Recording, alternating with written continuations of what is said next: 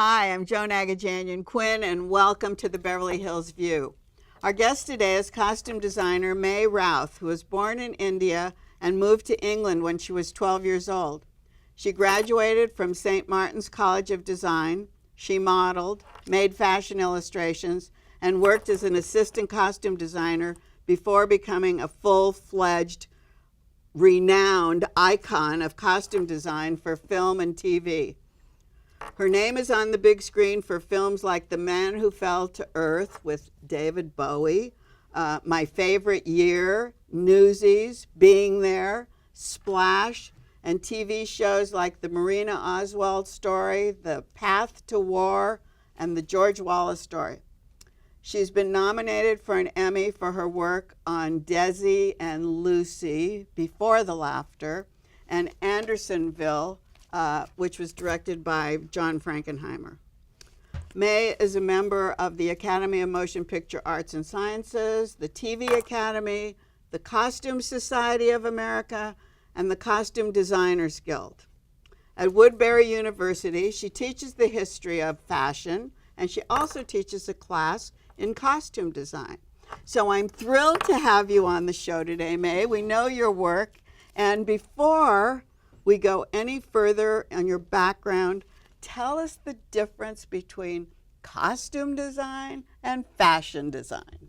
That's easy. It is? Good.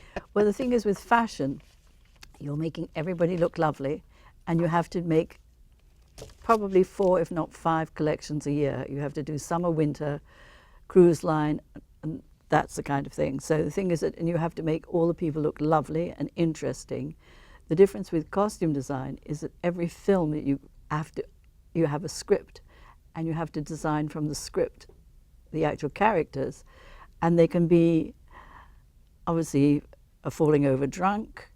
They're not going to be looking like as if they've just stepped off a runway, and also you can do period, so nothing is ever the same. So the thing is that every year you're doing something totally different. So when you work in costume designer, you're collaborating with absolutely so many different people, right? Mm-hmm. And as a fashion designer, you have to come up with those ideas, or your staff. And you hope you've got a good assistant when when you're a fashion designer, because the thing is that you really are at the mercy, I think, of the actual,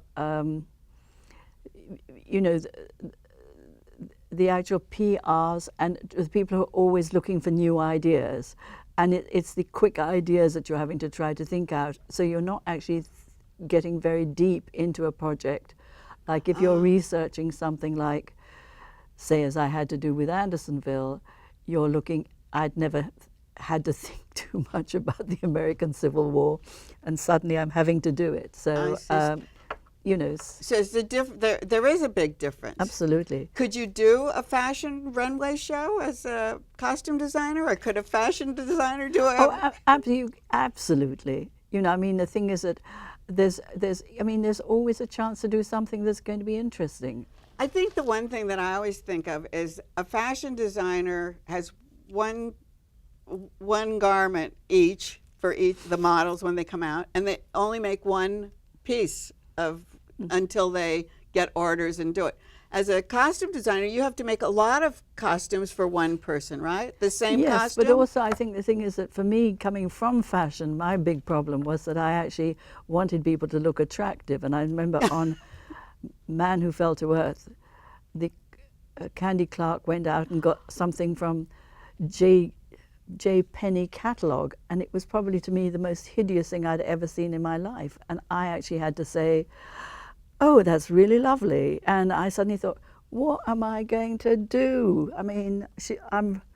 But is that unusual for someone that you're dressing for a costume? I think for them it was actually the best thing they could do, because I hadn't a clue of what white trash in the south of them, sorry. I see. So at St. Martin's, what did you study? Fashion. All fashion. Only fashion. And no art, no painting? No, that was a part of our course. We actually had to do life drawing, and we did fashion drawing from a life model, and we also had to do cutting and learning pattern cutting, which of course is all a part of things that we have to do actually as a costume designer. You have to know how something's made. So an illustration, is this an illustration? That's an illustration I did in the 1980s for Joseph Etejwi, who had a whole set of boutiques in London. Oh, but so a fashion That was a fashion sketch illustration. for his Okay. new. He was doing a new line of actual clothing. And is this a fashion illustration too? No, it's a fashion illustration, but it's a hairstyle that was designed by somebody called Rose Ivansky. That was in the late 60s. So this was earlier than that one. And I'm trying to just show some of the differences. Like That is fashion. actually a fashion drawing of a dress designed in the 1980s. I did a complete collection, and that's Princess Sibilla Herculani, who made clothes in London.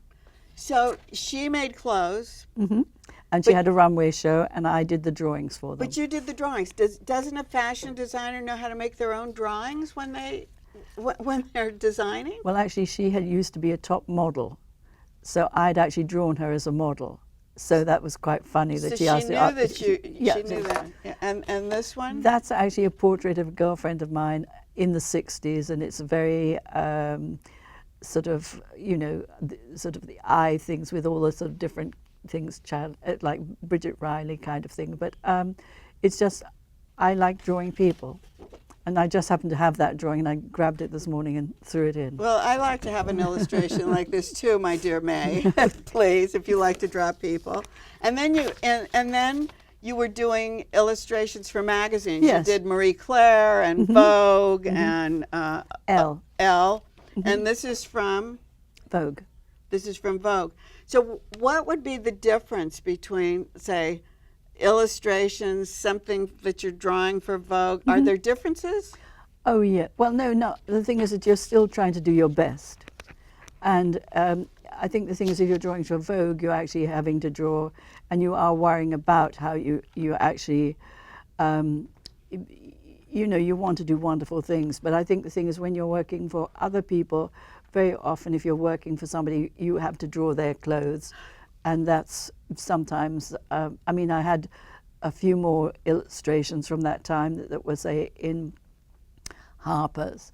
And, they're like color illustrations, but they're of the clothes, and they're a bit more complicated to bring, so I only brought these at the moment. But I think when I think about a fashion designer, like he does a sketch of his work. No, but this is actually a fashion. I'm designing. This is after? Yes, this is after the clothes have been made. I see. I see. The only one that I did as the fashion designer is both the one of Joseph, who didn't draw. That's what I was wondering. I did about This 13. Yes, he didn't draw at all, and I was lucky to be able to do one of his collections. He had 2 or 3 stylists working for him. So he was the designer. Well, you were doing that. He sat there and said, "I think that's good. You should change that." He actually was I think you will find that the people who are the designers are often having to be in charge of actually incorporating ideas and sifting them and saying what they like and what they don't like, and then sending them back to be altered for the next time. I see. You know. So we have this combination of they can draw, they can't draw, Yeah. they can drape, they can't drape. Somebody's doing it for them and they're giving direction. Exactly. But you don't do that. No, No, you don't. I just drew at the final product. I got it. So you also worked for newspapers, the Sunday Times, Yeah. the Daily Mail, the Guardian. Were those for advertisements or No. were those for editorial? Those are usually for those were editorial, and for the Guardian and the Mail, I did the Paris collections, because in the 60s, Oh, you did. you were actually sent to Paris, and you would have to draw. And what was really truly extraordinary is that you would go to the various fashion shows, and you'd watch the fashion show, and at the end of the show, you as an illustrator or artist, you was a fashion artist, you had to actually go and you were not ever allowed to sit anywhere near your editor. You were usually put at the back of the room or on some stairs, and then you had to, at the end, go out, meet your fashion editor, and sit down and decide what you wanted drawn. So you'd have to try to make notes all the way through, and then you'd sit and you weren't drawing then during the show. You were making you notes. were banned from drawing. Actually, I remember being there and actually being on some stairs and doing some drawings, and somebody saw an American actually two steps down on the stairs from me, and they took his sketchbook away, and it caused a great rumpus because he'd got phone numbers and everything and that. But I'm just saying, so we would then have to go back to your hotel, and then during the day you would have to work out what designs, and in the evening you had to get to the post office, because nothing like... Oh, I know, right. And you had to do your drawing in a thing that was 3 inches by 1.5 inches.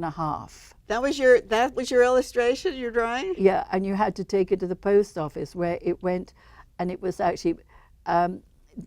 you had to get it there by 6 o'clock, because then it was wired to England and put in the paper, and the wires went round a kind of a sort of circular disc that they had there, or not disc, but I mean the circular, and then that so that when the drawings were printed, they were all little dots of the wire, and then they would blow them up, and of course it looked quite interesting because all the lines were little. But so you had to remember what the piece looked like. Absolutely. You had to actually get out there as fast as you could from the fashion show, meet the editors, and sit down and say, what are we going to, yeah. You talked about this that one, fashion designer, yeah. But you also did drawings for Foal and Tuffin. Oh yes, I did a lot for her. I actually... Did they know how to draw? Yes, but they did very different drawings. They did little drawings for designs.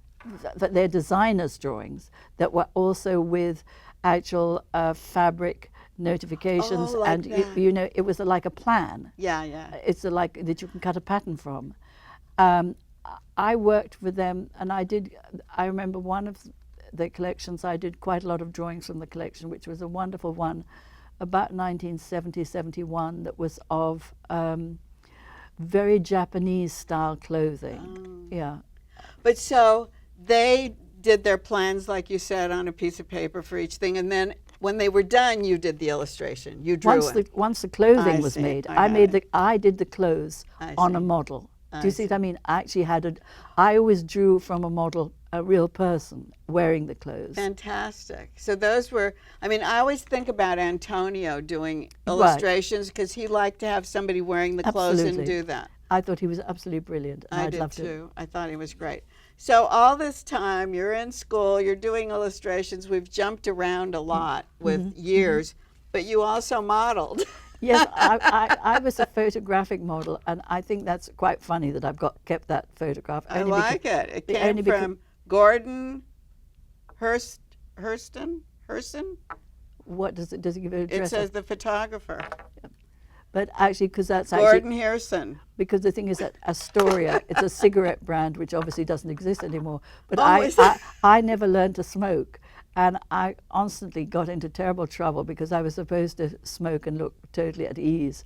And they usually had to have me with the lighted cigarette going like this because I couldn't light it and I got it stuck to my lip, and it was just awful. So this was a still from that? Absolutely, one of them that I did. So we have that. And then we have you also modeling here. Yes, that was an outfit by that designer, which is Roberta Capucci.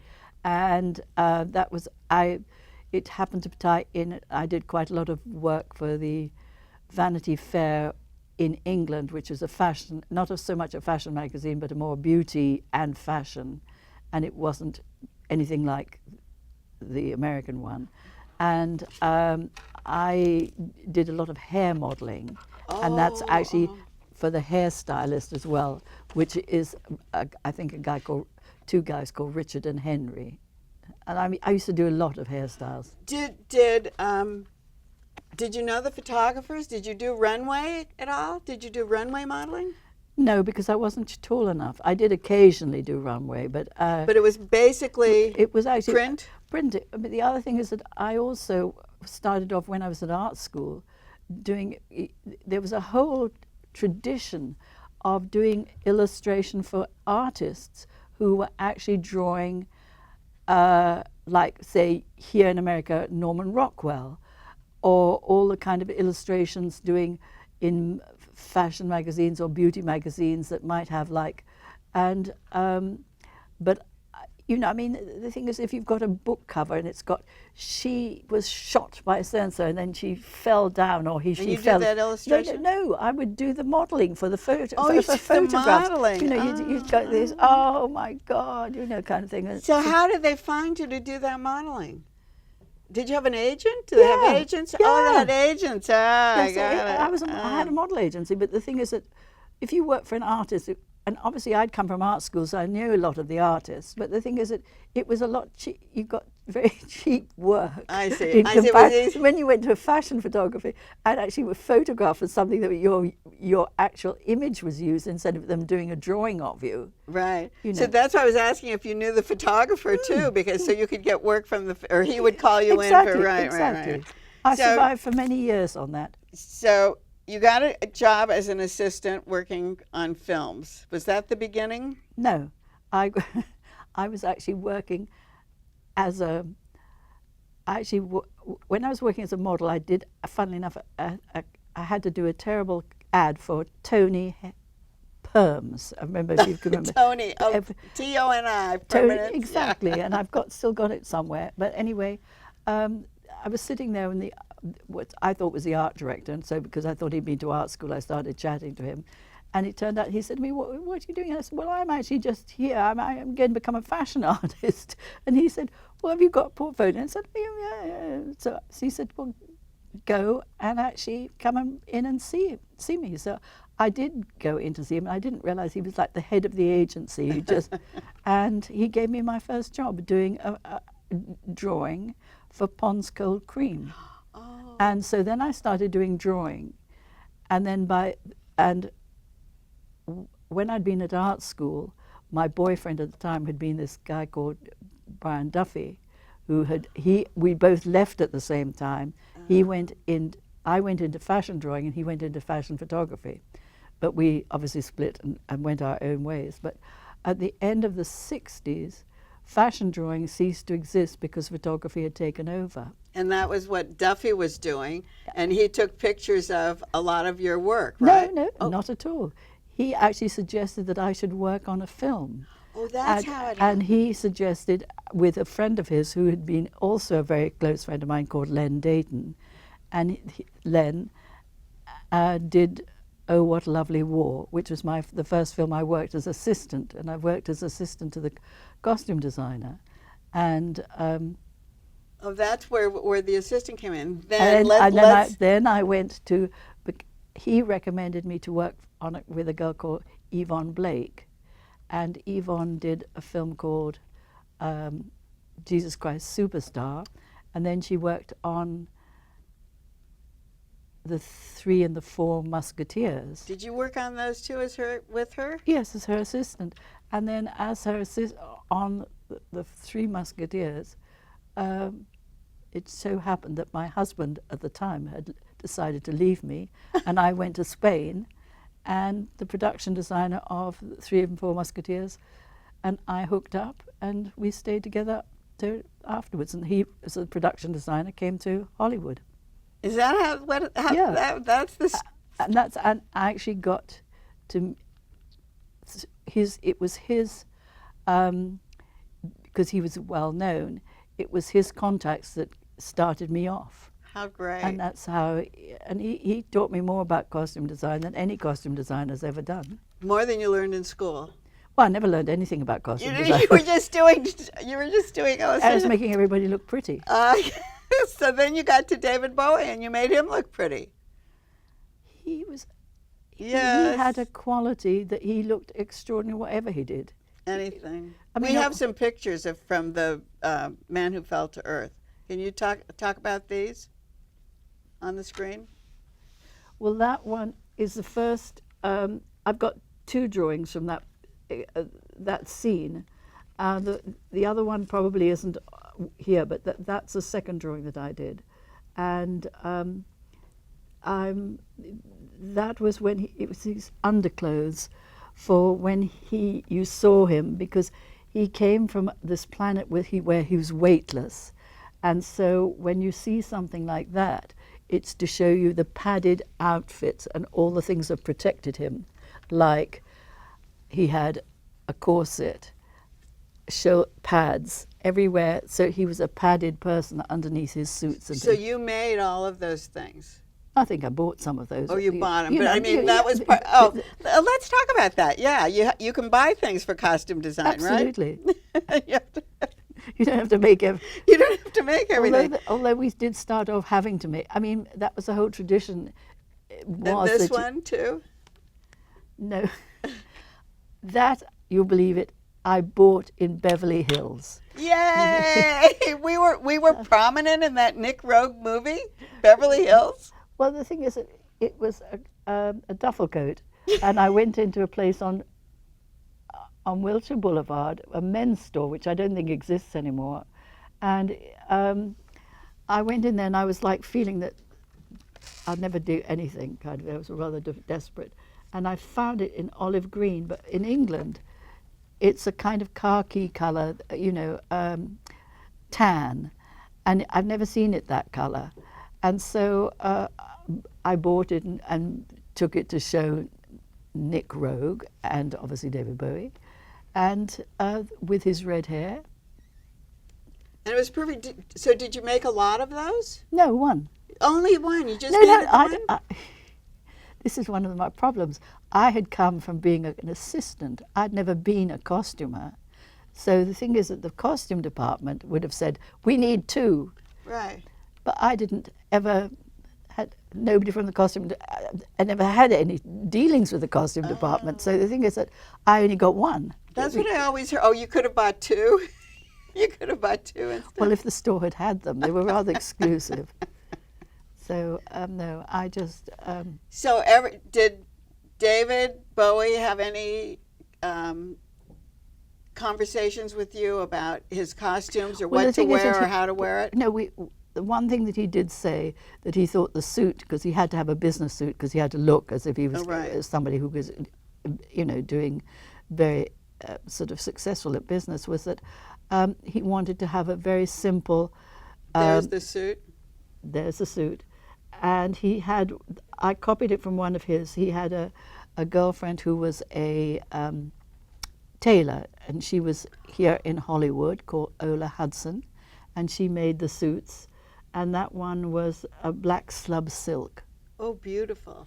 So everything was soft for him because, as far as actually bumping into things, I can't see, but I think the thing is, if that was a white shirt or I had a pale grey, and the grey was actually from made in Viella, which I think you call brushed cotton here. And is that the photo? That one is with the white, and that's from that was taken by Brian Duffy, and it's from the cover of Thin White Duke. And what he did is that when we were in New Mexico, he took David Bowie in that suit to the white. I didn't even know about this until years later, and I saw the photograph for the first time. But he had taken him to the White Sands, and he'd got there just in time for just before the light went. So the light was just going. Yes. It's beautiful, isn't it? So he took a series of he took the end of a roll of film, and there was probably 5 shots, and that's one of them. And nobody knows what a roll of film is anymore. True. But we know what a roll of film is. So did you spend time on the set with David Bowie? Did you spend that time with Candy Clark, with any of them? Not really, only because the thing is that you're having to prepare for the next day's shooting. The people who look after them on the set, and arrange whether they're wearing this, you know, their collars in the same place, and you know, Oh, those are the wardrobe people. And unfortunately for me, the problem was that I didn't have an assistant who told me, I think you need doubles of those. Oh. So the thing is that the actual wardrobe male, who luckily I've forgotten his name, but he decided he wanted to get rid of me because I was hopeless. So he tried to get, I mean, you know, you live and learn. You live and learn. You live and learn on the man who fell for the bird. I did. I learned a lot. I knew, so you have to get more than one item of clothing. And so I used to think, like, well, one shirt, that'll do. And they say, oh, you've got to get 3, you know. And I thought, what's such a waste of money? No wonder films are so expensive. So you were always in budget. You were great. Under budget, probably. Under budget. We're going to take a break. We're going to come back and we're going to talk about this Bee Gees tour and John Frankenheimer, who you said lived in Beverly Hills at one time, and some of the other things that May is going to tell us about. So we'll be right back. So they say it's a man's world? I don't see anybody's name on it. While they were doing their thing, we slowly changed our own. Today, women can do anything men can do. And there's one thing we're even better at.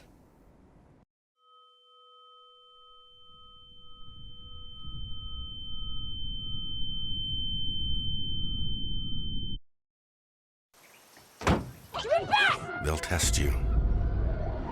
Try to break your will.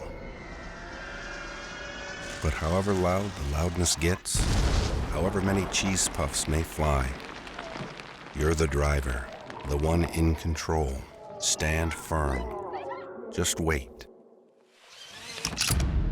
And move only when you hear the click that says they're buckled in for the drive. Never give up till they buckle up. Hi, welcome back to the Beverly Hills View. I'm Joan Quinn, and I'm here with my friend, May Routh, who is an icon in the film world. She did a film called My Favorite Year with Dick Benjamin directing, and Dick and Paula Prentice, his wife, live just up the street from our studio. And I used to take class across the street on Foothill at the Tanya Lachine studio with Paula. So we go back really far, and I think May goes back quite far too with them, right? Well, that was the first. Well, actually, I did work with Richard Benjamin on a show where he was an actor. Yes. It was a television show. Right. And you know, it was a small television show, and I'd met him on that. So then I got to do the actual, through my agent, who was in Beverly Hills, called Phil Gersh. Oh yeah, the Gershes are great. I actually sat on a commission with Phil Gersh, an arts commission at Beverly Hills. Mm-hmm. So how close do you work with the director as the costume designer? You work pretty closely, don't you? Absolutely, because you're showing him your ideas, him or her your ideas, and you hope that they like them. And if they do, it's easy.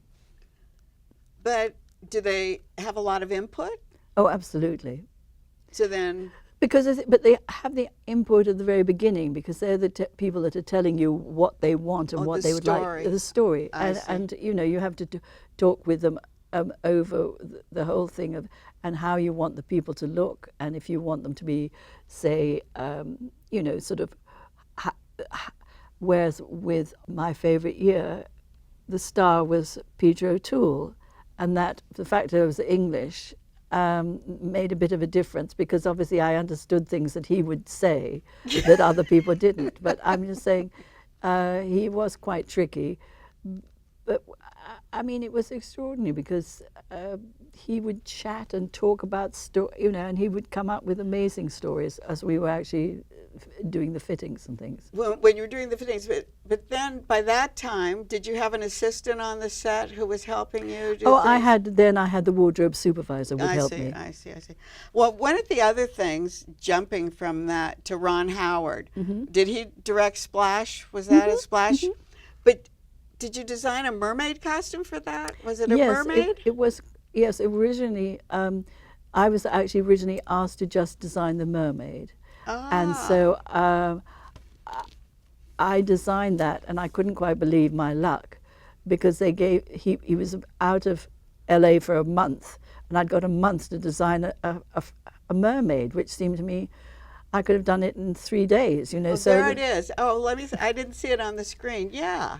well, so the thing is, with that one was what I did is I actually, usually up until that point, all mermaids had had greeny silver tails, and I decided to make it so that it looked more like a carp, you know, a koi, and have it sort of, and so I actually made it so that it was actually originally with scales, and then when Ron saw the drawing, he said that he wanted it to have the feeling of a dolphin that had more of a skin that actually wasn't scales, so that when she had a tail and it joined her skin, Smooth. it would look much smoother and it look as if it was a part of it. But what I was just explaining to your PR person, that the most extraordinary thing for me about the film was that once they started, they obviously special effects made the tail. And for Daryl, Hannah, she as a mermaid had to swim underwater. And when you actually swim, your legs go, so her legs had to be weighted down. Oh. And so the suit had to be weighted to her exact weight, so that she could actually swim in the end.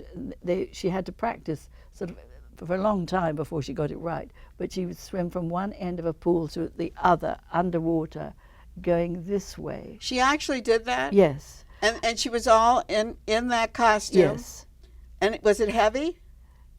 Well, I didn't put it on. Was it pretty heavy? I think it'd have to be, because it had to be her weight to weight it down. Yeah, so it had to and be. so the thing is that she learned to almost be talking and looking around with her eyes open as she was moving.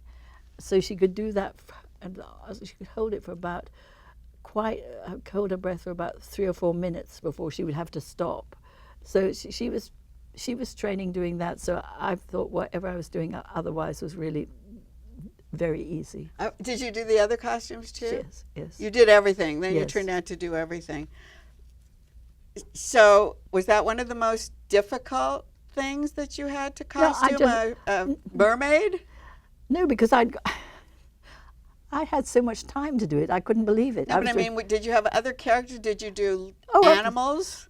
No, I just had to do only the mermaid, but then underwater. But then I had obviously Tom Hanks, and and John Candy.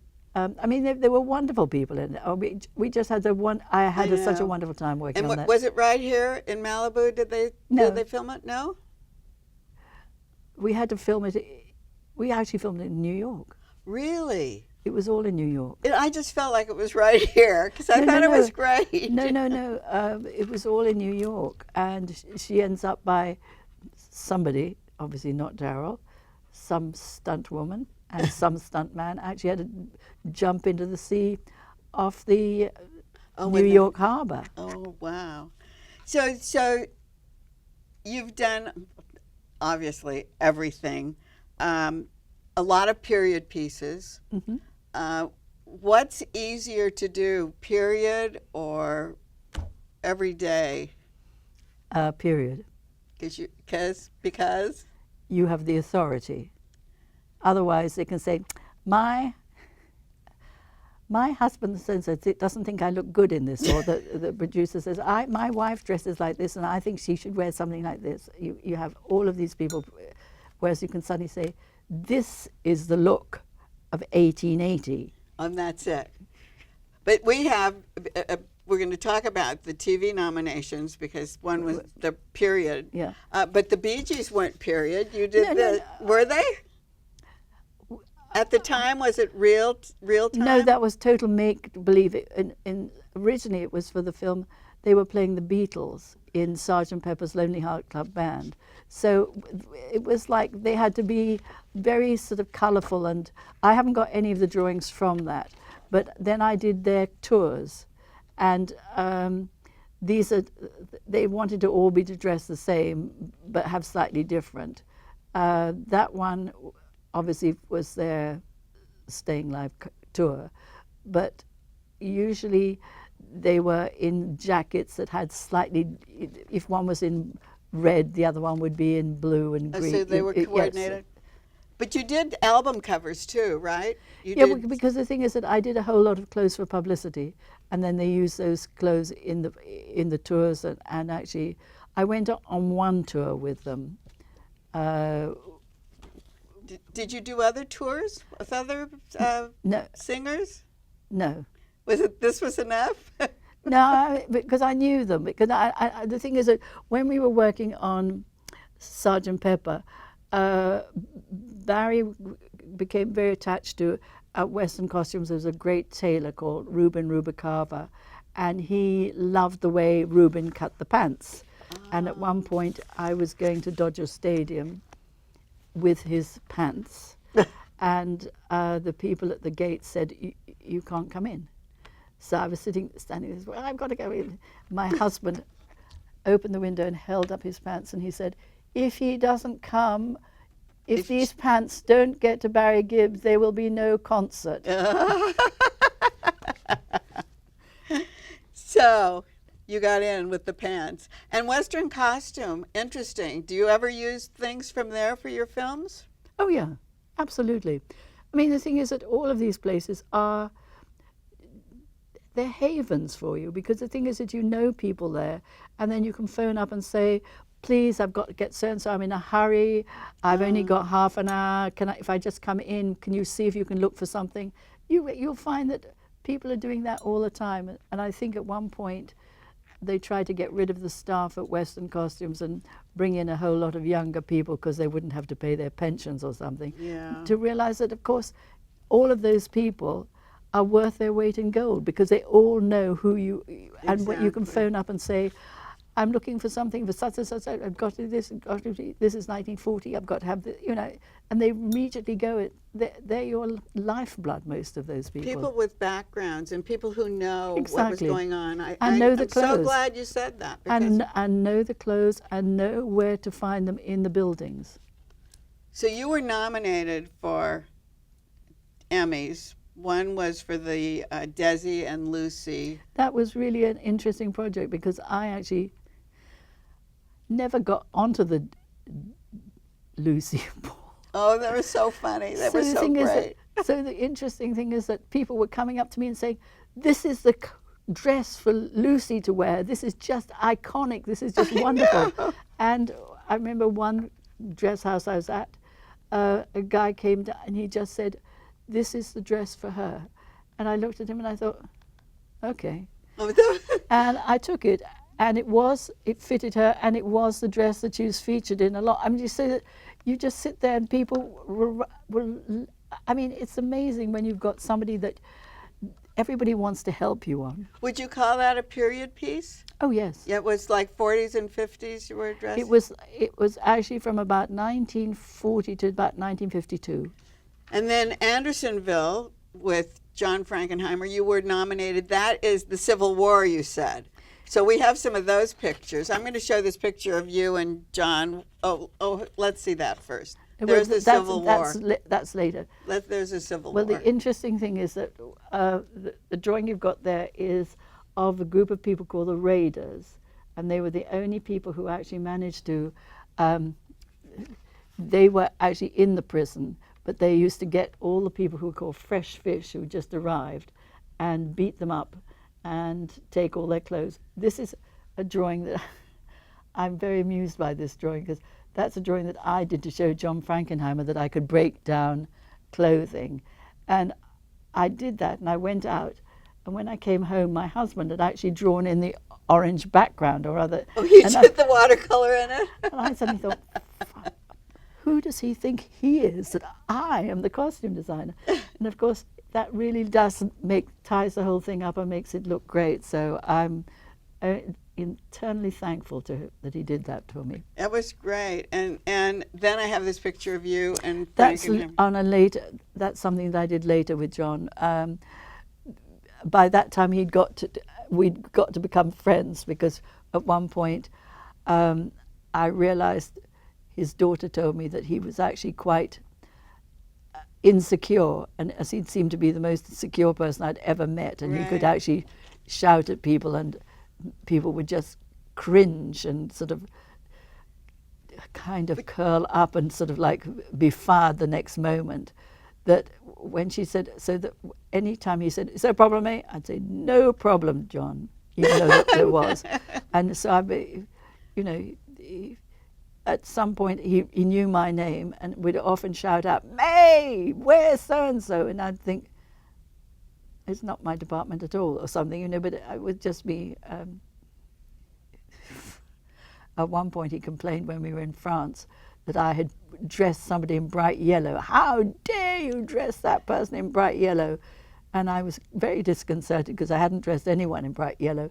And to see a sort of a girl mortified who was in the art department standing on the edge of the set, and she'd been in camera and going, "Oh." He thought she was one of the people that No, he did. He thought she in yellow was one of the people that you had sent out, and he's yelling at you. I think that's great. You worked with him on 2 or 3 projects, right? But I did commercial with him in Canada. I worked with him.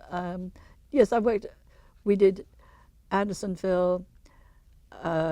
We did George Wallace story, which was really interesting because that was about George Wallace. And George Wallace's second wife was played by Angelina Jolie. And that was her second project she'd done. And so you dressed everyone in that. That was period 2. Yes. Do you think when you get nominated, do you think that makes a difference to the people who are doing the nomination, that the costumes or that the project is vintage, say, or? Well, I think this, sadly, because I think it's actually really difficult and interesting to do something like a room full of men in suits. I'm fascinated by that. But I think the thing is, for people who are voting, they want something, they think that costumes are colourful evening dresses, really. Or that they're costumes, Yes, right? That there's something. You had some work, your costumes, on exhibit at LACMA at one time, I think. Was it at the museum, or was it at the Academy here in Beverly Hills? Academy. Was it the Academy? Do you save your costumes? No. Well, I was very lucky with that, because the thing is that I worked with Robert De Niro on Ronin with John Frankenheimer, and I had no idea, but Robert De Niro has all his clothes, everything that he touches in a film goes to him at the end of shooting. Oh, so that's in the contract. So that's in his contract. So the thing is that when they said they would like a costume and a drawing, I just put them into touch with him. And he sent the entire costume, from the boots with the socks, the entire thing they sent. And he has that collection, but I believe he's sold it. So LACMA actually did something in 1987 that was about movies and costumes in movies. That's right. I think that they used some of my drawings. Oh, some of your drawings. I think. And the show that you're talking about, 50, that was at the Academy here in Beverly Hills, the 50 designers and 50 costumes, went to Toronto as well. Yes, it did. So it traveled. I don't know what the MCA is. Oh, that's modern. It's a modern art company or something. It's actually a group out of England that is actually they just started in about 2014 or 15, actually for the very first time selling fashion drawings. And so I actually had, over the time, I had collected other people's work, because when you were at Vogue and the different magazines, and you said, "I'm collecting," and I remember I said, "I'm collecting Boucher, I'm collecting Grouot," and they would say, "Oh, just go and help yourself," because they had huge drawing plans chests of all the drawings that had been printed, that obviously were there for life, because once they're printed, they're never in a magazine, they have no use whatsoever. They never sold them or do anything. I know. So that's how I got covers of Boucher, and which I think you had in one of your exhibitions. I had a show at Otis Parsons. That's right. Of Boucher. and you loaned that. Yeah. It was so great. The other thing is, before you've done so much, I know that you've gotten your students at Woodbury College involved in the Smithsonian. That's right. Channel. That was through a girl called, a friend of mine called Doris Raymond, who has the Oh, store, Doris, The yeah. Way We Wore. She's great. And they'd put on that as a film. So to tie it in with the students, they asked them to go into her store, and she's got a part of her store which is just for designing, and they were allowed to look through, and then when they came out, they had a week in which to design something from a film using pieces that they'd seen in the store. Oh, that's And then she fabulous. came to Woodbury and saw the students' work. And did she ever lecture at your But class? she featured them in the film. She did feature them in the film. And how big were your classes at Oh, Woodbury? hopefully very small. You know, but sadly, that's the whole point. I mean, nobody in the world wants to have a class of 20 costume designers turning up every year. So the thing is that costume design probably gets to about 5 or 6 people.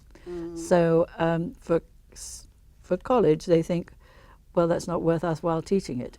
So the thing is that they cut back on those, and they say, if you So then the only way a costume designer can do now is to be an assistant or an intern with someone like you on well, a the set? thing is that there are colleges that you can learn it, but I'm just saying the thing is that I think that they're not what it's difficult because UCLA has somewhere, and there's a place called.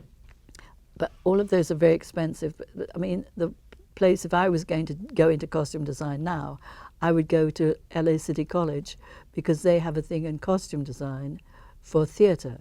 And there you learn everything, and you do design theatre plays there. So that's very good advice. And that's 2 years, and it's half the money. And really we worth have it. to go. All Our right. time is running out. They're telling me that this is over. But she had a couple of Beverly Hills stories that we could talk about. I love the one where you said it was your Beverly Hills was your office. Well, the thing is that you'd have like Phil Gersh was in Beverly Hills, so you'd go into Phil Gersh, and then you'd go across the road and have a cup of coffee, and you'd have. I mean, it was very much. All the places, all the major agents were all in this area, you know, and so. You know, I mean, the thing is that very often, if some film director from England would come here, he'd go out to lunch, and of course the English, we all were very used to drinking a lot, and so we'd have a really very wonderful sort of afternoon. Wonderful afternoon in your Beverly Hills office. And then I like the way you said, and then we would go off to work. And we're going off the Beverly Hills View. So thank you very much, May. May, my friend. And thank you for watching. Thank you for watching the Beverly Hills View today, and we'll see you next time. I'm Joan Quinn.